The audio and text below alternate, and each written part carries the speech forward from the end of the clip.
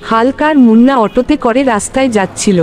হঠাৎ রাস্তায় চোখে পড়ে একটা বিশাল পোস্টার, প্যাঁচাদের রাজা উল্লু কিং।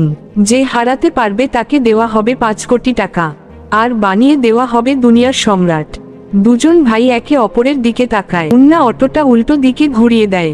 কিছুক্ষণ পর অটো থামে বিশাল উল্লু কিং এর মহলের সামনে। চারদিকে ভিড়, ঢোল, চিৎকার, উত্তেজনা। হাল্ক আর মুন্না ঢুকে যায় ভিতরে। দুজনেই গিয়ে একসাথে একটা সিটে বসে পড়ে। মঞ্চে কুস্তির আখড়া। ঘোষণা শুরু হয়।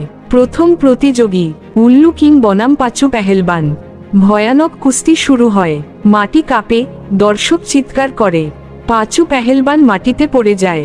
উল্লু কিং জয়ী হয়ে গর্জে ওঠে, কেউ আছে আমার সাথে লড়বে? হঠাৎ হাল্ক সিট থেকে উঠে দাঁড়ায়। সে বলে, আমি আছি, আমি লড়ব। উল্লু কিং এর মধ্যে ভয়ঙ্কর যুদ্ধ শুরু হয়। দুজনেই শক্তিশালী, কিন্তু শেষ মুহূর্তে হাল্ক হেরে যায়। হাল্ক মাটিতে পড়ে যায়। মুন্না প্রতিজ্ঞা করল, আমি ওকে হারাবো একদিন। আফ্রিকার জঙ্গল ও 9 বছরের ট্রেনিং। মুন্না চলে যায় আফ্রিকার গভীর জঙ্গলে। একটা গুহায় থাকতে শুরু করে।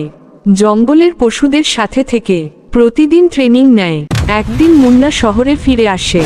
হঠাৎ আবার চোখে পড়ে সেই পুরনো পোস্টার, উল্লু কিংকে হারালে দুনিয়ার সম্রাট।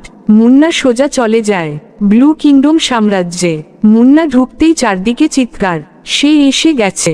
মুন্না ভিড়ের দিকে তাকিয়ে বলে, তুমি যদি আমার ভাই হাল্ককে ভালোবাসো তাহলে লাইক আর সাবস্ক্রাইব করো।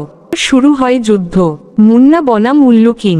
1 সেকেন্ড, এক ঘুষি, ধপাস, উল্লু কিং মাটিতে পড়ে যায়।